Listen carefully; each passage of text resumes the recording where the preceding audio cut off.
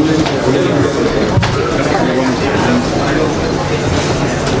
buenos días a todos y gracias por estar aquí. El día de hoy tenemos el gusto de tener con nosotros al maestro Ernesto Cordero, candidato al Senado de la República por el Partido Acción Nacional. En la conferencia de prensa tengo yo ya algunos de ustedes anotados para preguntas, los que al final se deben dejar, por supuesto, con mucho gusto, y les agradecemos mucho su presencia. Gracias. Gracias. Muy buenos días a todos, me da mucho gusto estar el día de hoy con ustedes para hablar de un tema que considero que es fundamental y es fundamental para todos los mexicanos, que es el tema de vivir en democracia. La democracia pues es un acto colectivo mediante el cual elegimos a nuestros representantes. Y esa elección debe ser una decisión informada, debe ser una decisión inteligente, debe destinársele tiempo a reflexionar sobre quién y sobre quién va a recaer esa decisión de representar. Y precisamente para tener una decisión informada es necesario tener elementos de juicio que nos permitan tomar la mejor decisión. Y para tomar la mejor decisión se necesita información y se necesita comparar esa información, se necesitan resultados de gobierno, se necesita debatir, se necesita contrastar. Esa es la esencia de la democracia, es la esencia de poder tomar una buena decisión. Y para poder contrastar y para poder debatir hay dos cosas fundamentales que se tienen que tener y que se tienen que considerar. Uno de ellos es responsabilidad y la otra es hablar con la verdad. Si pretendemos debatir, si pretendemos contrastar, eso es fundamental que estemos hablando con la verdad. No se vale mentir, no se vale engañar, no se vale manipular la información tal y como lo está haciendo el Partido Revolucionario Institucional. Eso es engañar a la gente, eso es traicionar a la democracia y eso es actuar de manera malintencionada. Con el PAN, con el Partido Acción Nacional, México ha avanzado y camina en la dirección correcta. Ahora, desde la arrogancia, desde la soberbia, desde la mentira, pretenden reinventar la historia. Pero eso no va a ser tan fácil, porque a México no se le olvida. No se le olvida cómo gobernó al PRI y cómo sigue gobernando él. A México no se le olvida que fue el PRI el que detuvo los avances y sigue deteniendo los avances de este país. A México no se le olvida cómo se destrozaron patrimonios de familias por varias generaciones por los malos gobiernos del PRI. A México no se le olvida la marginación, la pobreza que todavía seguimos sufriendo en México y es consecuencia del gobierno. En cambio, el PAN ha gobernado bien. En estos 12 años México se ha transformado. México está avanzando y creciendo. Vivimos mejor que nuestros padres y tenemos que seguir trabajando muy duro para que nuestros hijos vivan mejor que nosotros. En México hoy hemos avanzado en cobertura y en calidad de salud. Hemos avanzado en cobertura educativa. Hemos construido infraestructura. Hemos tenido y hemos gozado de estabilidad económica que nos ha permitido generar empleos, que nos permite tener acceso a crédito, que nos permite mejorar las condiciones de vida de muchas familias, y todo esto lo hemos hecho en un entorno democrático, de respeto a la libre expresión, de transparencia y de rendición de cuentas. Me voy a permitir compartir con ustedes unas cuantas láminas. Tampoco pretendo dar de esto una exposición muy larga, pero son láminas muy contundentes, donde con toda claridad se ve que quien diga que México está detenido y está paralizado no tiene otra intención más que mentir, confundir y engañarle al pueblo de México, y esto en una democracia no lo podemos permitir. La primera de las láminas que quiero compartirles es la situación de la cobertura en salud. Aquí se ve la población asegurada con servicios de salud desde 1980 hasta el año 2002. Y vemos las últimas 2 décadas que gobernó el PRI, cómo lo más que llegaron fue a tener 60% de cobertura en servicios de salud a la población. Hoy México, si es que no llegamos ya, estamos muy cerca de tener cobertura universal de salud a través del Seguro Popular. Y me podrán decir lo que quieran y puede que tengan razón. ¿Qué hace falta? Que estén los doctores las 24 horas del día en la clínica, que hacen falta medicinas, que la calidad del servicio puede ser mejor, puede ser. Pero de que hoy casi el total de la población en México tiene acceso a servicios de salud, eso es una verdad innegable, reconocida internacionalmente, para que luego no digan que son mentiras que sobreviven del doctor Jorge. Y permítanme leer puntualmente lo que dice el secretario general de la OCDE el 31 de enero del 2011. Cabe señalar, refiriéndose a México, que el país ha progresado de manera impresionante es la palabra que utiliza, en los últimos años. En 2002, solo la mitad de la población estaba cubierta por el Seguro de Salud Pública. Hoy, el 89% de la población mexicana cuenta con alguna forma de cobertura de salud. México podría alcanzar la cobertura universal de salud a mediados del próximo año. Ángel Gurría, secretario general de la OCDE, 13 de enero del año 2011.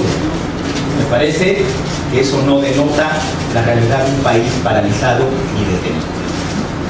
¿Qué ha pasado también con la calidad de vida de los mexicanos? ¿Me permiten la siguiente lámina? Y aquí comparo muertes por enfermedades de la pobreza.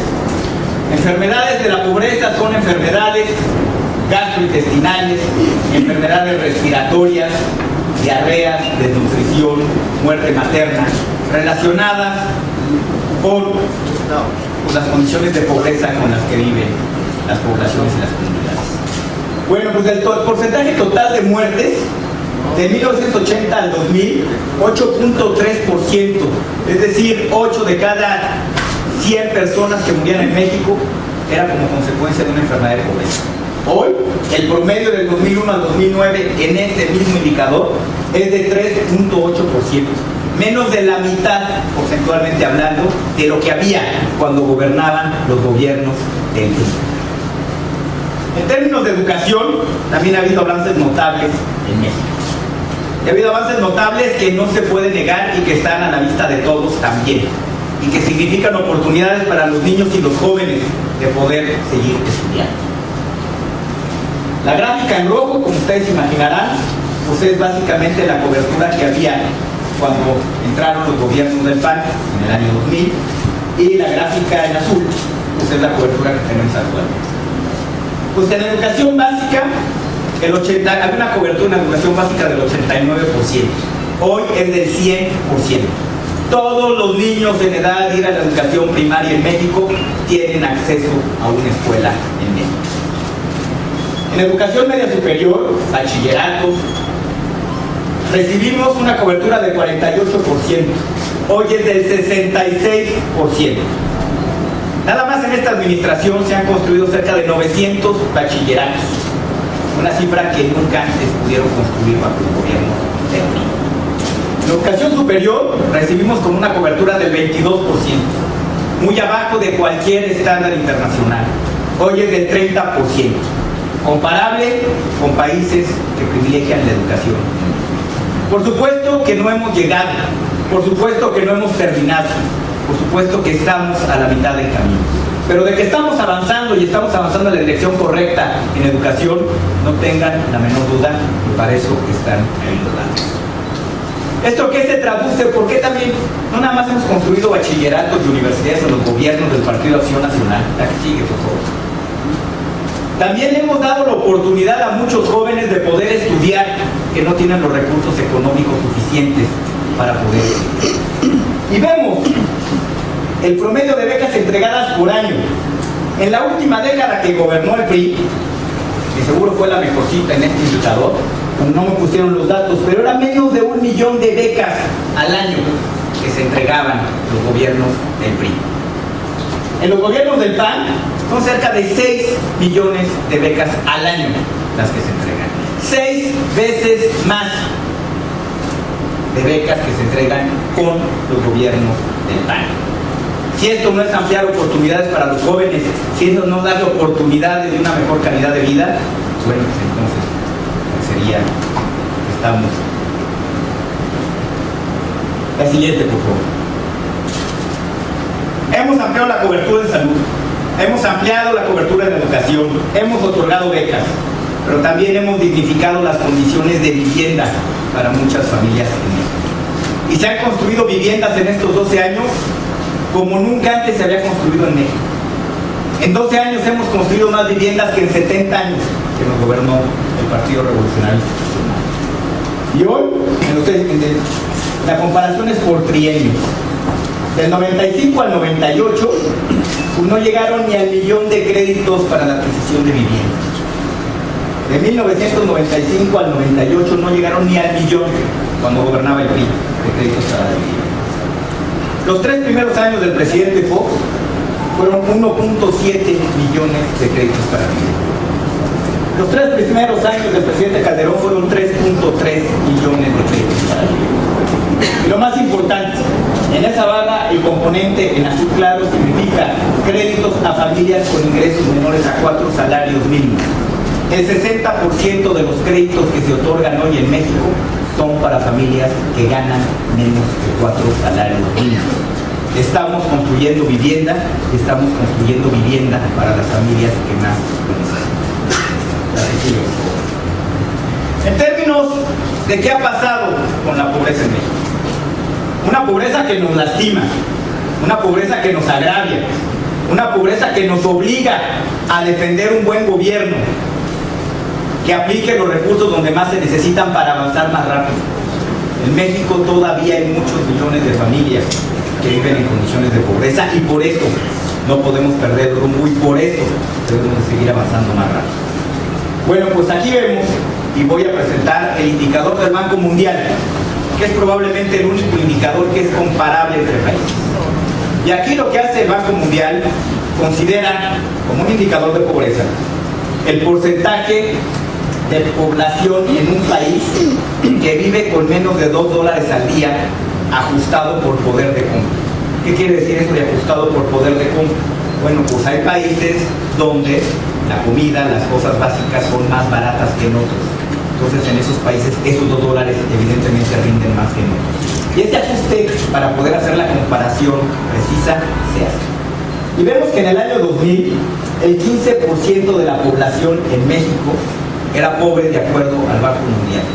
Hoy, en el año 2008, son 5% de la población. De 15 a 5. En 10 años, en los gobiernos que ha gobernado el PAN, el índice de pobreza, de acuerdo a las mediciones internacionales, ha disminuido. La que sigue, por favor. Vayámonos a la medición que se usaba en México, que es la que usaba el Coneval. Pobreza alimentaria. En el año 2000 había 24% de la población vivía en condiciones de pobreza alimentaria, de acuerdo a ese indicador. Hoy, o al año 2010, es 18%. Y hay que decir que en ese año se nos atravesó la crisis económica del año 2008-2009, en donde en todo el mundo los niveles de pobreza aumentaron. Yo que estaba escuchando a mi amigo Luis Videgaray en un programa de radio decir que el centro del debate es que le explicáramos por qué mientras había gobernado el PAN había 12 millones de pobres más. Pues Luis, que es muy inteligente y es muy enterado de las cosas, me sorprende que me diga ahí dónde están los 12 millones de pobres más. Hay menos, de 24% a 18%, que siguen siendo muchos y que debemos de seguir trabajando para erradicar la pobreza en México, pero que no nos quieran engañar. Hoy en México no hay más pobres que los que había cuando gobernaba el Partido Revolucionario Institucional, que no nos quieran engañar.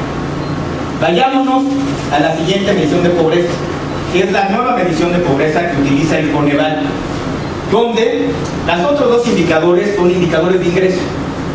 Cuánto ganan las familias y si les alcanza o no para estar arriba de una línea de ingreso. pero son indicadores que no miden ni salud, ni educación, ni condiciones de vivienda, ni cohesión social, ni absolutamente nada de las otras cosas que son importantes para definir lo que es calidad de vida. Bueno, pues en el caso del Coneval tiene una medición que ya incluye acceso a salud, que incluye acceso a educación, condiciones de vivienda, condiciones de hacinamiento en vivienda, cohesión social y muchas otras cosas más que están marcadas en la ley.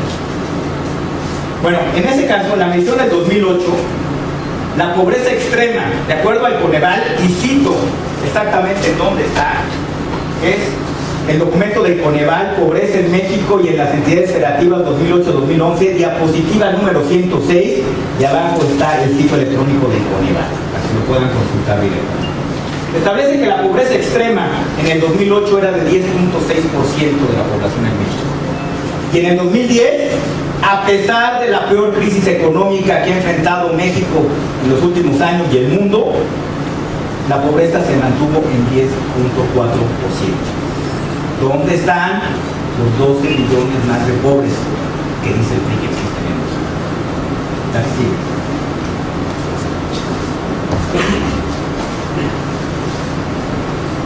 Vayámonos a otro indicador internacional. Si no nos creemos a nosotros mismos, vayámonos a un indicador internacional. Y ahí está el indicador de la ONU, del Programa de Desarrollo de Naciones Unidas. Y mide el índice de desarrollo humano, que es un indicador que mide educación, salud e ingreso. Y lo mide con la misma metodología en todo el mundo y a lo largo del tiempo, de manera que pueda ser comparable. Y aquí vemos, la línea en amarillo es la línea para México. El indicador va de 0 a 1. 0 países carentes de desarrollo humano, 1 países que tienen desarrollo humano pleno. México tiene 0.77. Si ustedes observan, hemos venido avanzando. No ha habido deterioro, hemos venido avanzando. Hoy, México está muy cerca de Chile, que es una economía emergente muy parecida a nosotros, que tiene una reputación de tener una política social redistributiva y justicia. Tenemos un nivel de vida, que es lo que dice este indicador, superior al que tiene Rusia, superior al que tiene Brasil, superior al que tiene China, superior al que tiene la India. El pretender engañar a la gente y decirle que en México estamos peor que en países con nivel de desarrollo similar al nuestro, no es cierto. Estamos mejor que Brasil, que China y que Rusia. Falta mucho, falta muchísimo. Pero no nos equivoquemos, México está avanzando en mejorar las condiciones de vida de las familias. Y esto ha sido posible, porque hemos tenido un manejo responsable de la economía en estos últimos 12 años. Récord de gobierno que me gustaría que el PRI pudiera acreditar que fueron responsables en el manejo de la economía. Y vemos cuál es el porcentaje de crecimiento para México, la proyección de crecimiento para México para el año 2012. Lástima que está muy chiquito esto, pero vemos que México es la línea en verde, que está por encima, la proyección de crecimiento para México es de 3.6%. Por supuesto que nos gustaría que fuera más. Por supuesto que nos hubiera gustado que Peña Nieto hubiera instruido a sus diputados para aprobar la reforma laboral. Por supuesto que nos hubiera gustado que el PRI hubiera aprobado la reforma energética que mandó el presidente Calderón. Y si eso hubiera pasado, pues hubiéramos crecido más.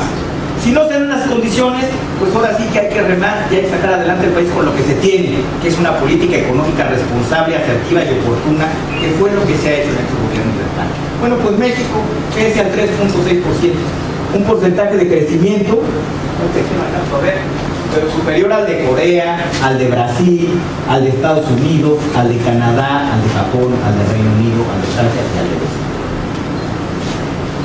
Y no tan lejos, por ejemplo, de Rusia, que crece al 4%. Dicho sea de paso, ahí hay otros, está China y la India, que tienen peculiaridades que hacen que tengan tasas de crecimiento muy aceleradas, pero también aparece Perú, Colombia, Chile y Argentina como países latinoamericanos con mayor proyección de crecimiento económico en México. Estos países son fuertes exportadores de commodities, de materias primas, que en este momento tienen altísimos precios en el mercado, y eso influye a que tengan una tasa de crecimiento tan alta. Pero estructuralmente México tiene una tasa de crecimiento aceptable. México es una de las economías emergentes que más contribuyen al crecimiento del mundo. el decir que estamos parados, que estamos detenidos, es una mentira. Que a todos nos gustaría crecer más, por supuesto que a todos nos gustaría crecer más, pero para eso hay que pensar en el país y no tener mezquindad política a la hora de actuar en las cámaras como lo ocurre. Términos de empleo. Términos de empleo, México tiene la mayor cifra de empleo registrada del IMSS en la historia del país. Son más de 15 millones de mexicanos, mexicanas con nombre y apellido que tienen un trabajo registrado en la Seguridad Social. ¿Cómo estábamos en enero del año 2000 cuando nos entregaron el país?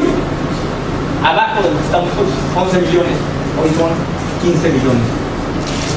Tampoco es cierto que en México se han perdido empleos. En México, a pesar de la crisis económica del 2008-2009, se han generado empleos. Así. ¿Cómo estamos en términos de desempleo? Bueno, en México tenemos una tasa de desempleo inferior a la de Brasil, inferior a la de Rusia, inferior a la de Chile, inferior a muchos países desarrollados. En términos de ingreso por persona, también estos son datos del Fondo Monetario Internacional. México tiene un ingreso per cápita anual ajustado por poder de compra de cerca de $15,000 al año. Estamos muy cerca de Rusia, que tiene 17,000, y estamos mejor que Brasil, China y la India. De nuevo, el asumir y el decir que hay otros países que tienen mejores condiciones de vida, de nivel de desarrollo equivalente al de México, no es cierto. Ahí están los datos. México está mejor que muchas economías que tienen niveles de desarrollo equivalentes al nuestro. Y ahí están los datos de organismos internacionales, ahí están los datos para que se tome el tiempo. Seguimos.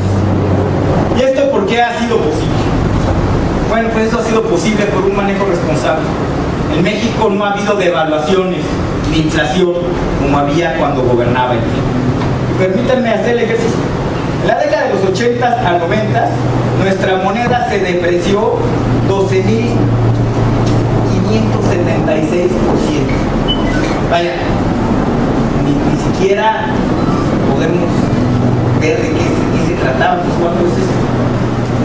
En la década del 90 al 2000, nuestra moneda se devaluó 221%. En la década que ha gobernado el PAN, pasando por la crisis económica más severa que ha vivido la humanidad, nuestra moneda se devaluó 31%. En términos de inflación, la inflación acumulada por década, de nuevo, 15,000% la inflación acumulada en la década de los 80 a los 90. 401% la inflación acumulada en la década de los 90 al sur. La inflación acumulada en las administraciones panistas, 55%. Notoriamente, claramente, dramáticamente inferior a lo que había cuando nos gobernaba. Esto significa estabilidad de precios. Esto significa preservar la capacidad de compra.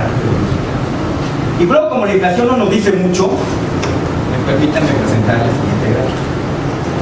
¿Cómo estuvo la inflación? Pues en la tortilla, en la leche, en la electricidad y en la gasolina. Vemos que la tortilla en la década de los 80 a 90, que es la barrita en anaranjado, la inflación fue de 67%. En un escenario de precios controlados, habrá que decirlo. En la década de los 90, la inflación en la tortilla, la tortilla subió de precio 18%. En la década que ha gobernado el PAN, la tortilla ha subido 8%. Nos vamos a la leche. La leche en los 80 aumentó 63%. En la década de los 90, 18%. En la década del PAN, 5%. Electricidad, la luz, 58%. En la década de los 80. La década de los 90, 16%. En la década del 2000 al 2010, 8.3%. La gasolina. En la década de los 80, 85%. Estos eran gasolinazos. Estos eran los gasolinazos. 85% de la gasolina. En la década de los 90, 24%. En la década del 2001 al 2010, 5%. Digamos. No lo he hecho. Entonces, como sé que hay mucha gente escéptica e incrédula, nos va a dar la libertad, pues dejar que sean los propios funcionarios hacendarios priistas los que nos expliquen pues, qué pasaba en México cuando gobernaba. Esa es la estructura que conviene al país. Esa es la estructura a la que me he comprometido a defender como perro. Entonces teníamos déficit de balanza de pagos, de cuenta corriente, déficit fiscal, un problema muy severo de sobreendeudamiento externo, de costo del financiamiento externo, y todo eso lo estábamos tapando durante la segunda mitad de 1981, trayendo más crédito externo, pagando deudas, lo cual implica salidas, pero también estábamos viendo que los inversionistas mexicanos y extranjeros estaban tomando sus pesos, cambiándolos por dólares y llevándoselos para afuera, precisamente por las condiciones de incertidumbre y de inestabilidad, y porque no veían que el gobierno estuviera tomando medidas de fondo. Y en esos meses sufrimos una salida de capitales enorme. No recuerdo muy bien las cifras, pero si digo más de 20,000 millones de dólares, creo que no estoy exagerando demasiado. Nos costaba una enorme cantidad de recursos y en muchas ocasiones nos acabamos todas las reservas con tal de estar sosteniendo el tipo de cambio de manera artificial. El licenciado Silva Herzog y yo íbamos caminando por Park Avenue, en donde están los edificios, las sedes centrales de los principales bancos de los Estados Unidos, y conforme avanzábamos cuadra a cuadra, se iban cayendo los precios de las acciones en el mercado, y teníamos la impresión de que conforme caminábamos se estremecían aquellos edificios, se estremecía Wall Street, en virtud del problema sistémico que México iba a causar por su problema de deuda externa. Entonces, en una reunión que ustedes se podrán imaginar lo dura, lo tensa, lo difícil que fue, decirle a la comunidad financiera internacional: se me acabaron las fichas, no tengo dinero, debo, no niego, pago, no tengo, como el famoso dicho mexicano. Pero no solo eso, sino que necesito que me presten más dinero para poderles pagar a ustedes los intereses de sus créditos. Hay que recordar que 1982 cierra con cero crecimiento, un déficit del gobierno de 17% del PIB, que para aquellos que no estén enterados de estas cosas, es difícil encontrar otro caso en otro país, en otro tiempo, con un déficit de ese tamaño, incluyendo países que han estado en estado de guerra. Sí, fue un despilfarro brutal. Fue un despilfarro brutal. Las palabras del exsecretario de Hacienda. Se nos acabaron las fichas. Pues a los gobiernos del PAN nunca nos han acabado. Luego por ahí dicen, bueno, pero es que eran los viejitos del PRI, ¿no?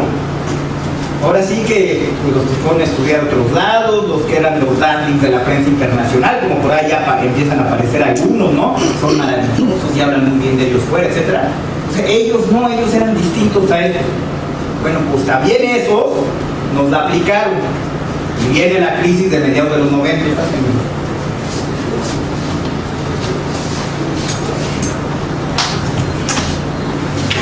Va a ser la multimedia, vamos a estar y por ahí, no sé si ya le repartieron, pues no se lo reparten, para que no hagan, ahorita hay un... Entonces, este es un periódico que no va a mencionar nombre, pero por aquí van los colegas del 22 de diciembre de 1994, la sección financiera. Decía: incertidumbre y anarquía en los mercados financieros, abrupto retroceso en la bolsa, perdió 70.50 unidades su principal indicador, explosivo crecimiento de las tasas de interés, paga 16 el 7 a 28 días. Y luego, por supuesto, ¿no?, en esa época, que a diferencia de lo que sucede hoy, pues desde luego empezaban y mandaban a los emisarios y filtraban y sembraban notas y las... Entonces luego lo reaccionaron, entonces decían aquí, la SECOFI, que garantizaba la estabilidad de precios, que no se iba a afectar las tarifas eléctricas por la devaluación y que era irracional la reacción de los inversores. Esto era el 22 de diciembre. Bueno, pues ya para el 26 de diciembre, de otro periódico, pues el titular era: se sumaron 10,000 millones de dólares de la Bolsa Mexicana de Valores. Luego, El 11 de enero del 95, certidumbre económica exigen empresarios al gobierno, ¿no? Ya empezaron con eso. Y ya pues, nos empezaban a recetar lo que venía. Aumentará 15% el precio de la leche, informan. Se va a estabilizar el precio del dólar en 4.50, pues, bastante iluso. Ya para el miércoles 11 de enero, en picada, el mercado accionario retrocedió 6.26 el índice, se elevó a 13 puntos la tasa de tesobono, los famosos tesobonos, redujo Doug Phelps, una calificadora de entonces, la calificación del peso, y ya empezábamos con afectaciones al sector real de la economía. Bajarán en 95 las ventas de autos por la pérdida del poder adquisitivo. Ahora sí que ya para el lunes 23 de enero, pues ya, aumentarán los precios de autos nacionales importados 10 y 30%. Para todos aquellos que milagrosamente tuvieran un crédito o no hubieran tenido que regresar su coche como motivo. ¿Cuál les gusta más? Ahí va las copias.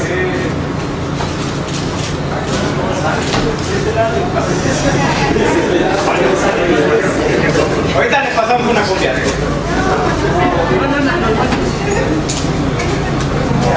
es muy bonita.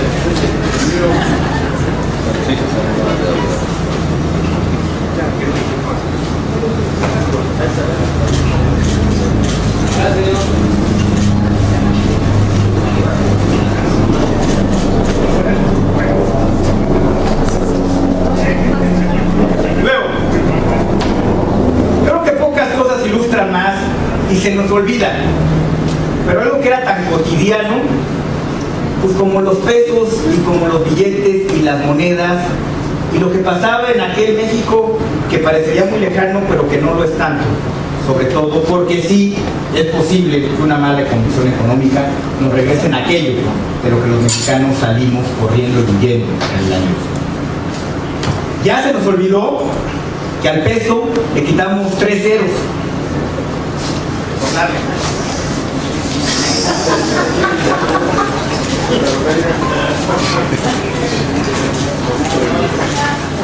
Nuestra moneda valía tan poco, el peso valía tan poco, pues que ya había billetes de 100,000 pesos como el que les estoy mostrando aquí.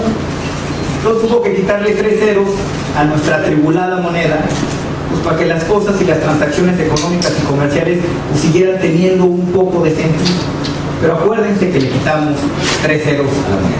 Este billete que ven aquí es un billete de 1991, evidentemente magnificado para la ocasión, y donde por cierto está don Plutarco Elías Calles, fundador del Partido Revolucionario Institucional, que en esa época se llamaba de otra forma. Y por cierto, quien no ha visto La Cristiada, la película La Cristiada, pues es protagonista central, señor. Es más, yo le recomiendo que lean el libro de Jan Meyer de La Cristiada.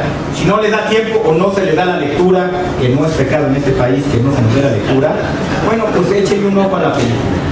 Y verán ahí cómo la intolerancia, la persecución, la falta de libertad para expresar las creencias religiosas de la gente generó una percepción terrible sobre una parte muy importante de la sociedad mexicana. Y eso lo hizo el fundador del PRI. Esa intolerancia que demostraba don Plutarco desde entonces, no crean que ha cambiado. A todos aquellos que creen que el PRI de hoy es un PRI moderno, que es un PRI nuevo, pues yo no creo que sean tan distintos. Y a las pruebas me remito. ¿Qué pasa cuando alguien se atreve a tocar con el pétalo de una crítica a don Enrique Peña Nieto? Bueno, pues hasta spot sale que estamos dividiendo al país. Vaya, qué poco tolerancia a la crítica estos señores, porque aparte todos no dijimos una sola mentira, ¿eh? Todo lo que está ahí es la verdad. Y bueno, ahora resulta que por decir la verdad estamos dividiendo al país. Quien dividió al país fueron priistas como Plutarco Elías Calles, que masacraron a miles de mexicanos inocentes en este país, y son lo mismo. No se equivoquen. Allí está Humberto Moreira, allí está Javier Villarreal, el tesorero de Coahuila, hoy perseguido en Estados Unidos y prófugo en México de la justicia. son lo mismo, no nos equivoquemos, y los que dividen al país con su intolerancia son ellos. Nosotros gobernamos de manera democrática, rindiendo cuentas de manera transparente, tolerando la crítica como debe de ser y siempre buscando este país. Pero bueno, como es difícil, me voy a permitir, compañero, como es muy fácil decir que estoy mencionando datos del gobierno mexicano, permítanme referirme y presentar algunos comentarios que hacen algunos expertos internacionales de la economía mexicana. Y doña Christine Lagarde, directora gerente del Fondo Monetario Internacional, dijo: la titular del Fondo Monetario Internacional elogia a México y reconoce en Latinoamérica un modelo a seguir para el resto del mundo. Esto lo dijo el 24 de enero de este año. La directora del Fondo Monetario Internacional asegura que México posee una economía sólida y estable. Luis Alberto Moreno, presidente del Banco Interamericano de Desarrollo: a pesar de las dificultades en el exterior, la economía mexicana está en excelente forma. Soy un gran optimista de este país. Ha alcanzado el desarrollo en indicadores sociales y la sofisticación de gran parte del aparato productivo como muy pocos países lo han logrado. Creo que es el momento de invertir en México, y eso lo dijo hace 10 días en Puerto Vallarta Luis Alberto Moreno, presidente de la que sigue. El Banco Mundial elogia al director del Banco Mundial, Robert Selig, la revolución silenciosa de Latinoamérica en economía. Y van más allá. El Banco Mundial elogió la recuperación de México en 2010 tras la coyuntura financiera global de 2009. A diferencia del pasado, no solo que hicieron bien la tarea macro, sino que hicieron bien la tarea social. Algo típico de Latinoamérica. Hubiera uno esperado una crisis social muy fuerte y no ocurrió esto en México. Lo dice Marcelo Yucari, director de Dirección de Reducción de Pobreza y Política Económica del Banco Mundial. Richard Fisher, presidente de la Reserva Federal de Dallas: hay que destacar la disciplina económica a la que México se ha sometido para contrarrestar los riesgos de la crisis iniciada en 2008, destacando su política monetaria y disciplina fiscal como ejemplo para la economía de Estados Unidos. Nos ponen de ejemplo en Latinoamérica y nos ponen de ejemplo para Estados Unidos. Quiero que me digan dónde está una economía paralizada, dónde está una economía detenida. México es un país que avanza y que debe de seguir avanzando lo más rápido posible en la dirección natural. El PAN ha sabido responderle a los mexicanos con hechos y se ha puesto del lado de las familias. No permitamos que nadie nos regatee este esfuerzo que nos ha costado a todos. Esto se ha construido con buenos gobiernos del PAN, pero con el sacrificio de miles y millones de familias en México que han aportado su trabajo y su esfuerzo. El PRI pretende engañarnos. No se nos olvide que la pobreza, la marginación, el descuido, el crimen organizado y la deuda la provocaron ellos. Ellos gobernaron mal y siguen gobernando mal. Y ahí están los ejemplos de los estados que ha gobernado el PRI. El PAN ha cumplido. Los resultados están allí. Hospitales, servicios de salud, becas, escuelas, universidades, viviendas, carreteras, y todo esto en un contexto democrático, de respeto a la libertad de expresión, de transparencia, de rendición de cuentas. Y lo hemos hecho en circunstancias muy adversas, ante desastres naturales, ante calamidades impensables como el tema de la influenza, ante las peores crisis económicas que ha registrado la historia moderna de México, de la historia moderna del mundo. México ha salido adelante. Y lo hemos hecho porque actuamos con responsabilidad, con oportunidad, con decisión, con precisión. Ahora, Peña nos revela como una gran novedad, pues una agenda en muchos temas. Pero muchas de esas cosas, si no es que todas, ya las hace el gobierno federal desde hace años. ¿Qué mejor reconocimiento podemos tener a que lo hemos hecho bien? Que la misma oposición en su plataforma de gobierno propone lo que nosotros ya estamos haciendo. Es muy importante que la gente sepa qué representa cada quien y cada partido. No nos dejemos engañar porque es mucho lo que está en juego. Las propuestas del Partido Acción Nacional Las ha ido presentando y las seguirá presentando nuestra candidata, la licenciada Josefina Vázquez Montes.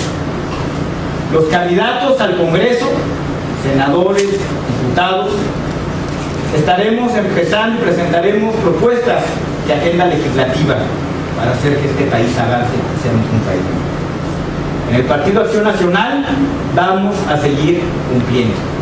En el Partido Acción Nacional estamos comprometidas con las familias de México y ahí están los resultados y ojalá los quieran debatir, los quieran discutir sin mentiras, sin engaños, y las comparaciones son muy claras. Todas sus órdenes. Gracias.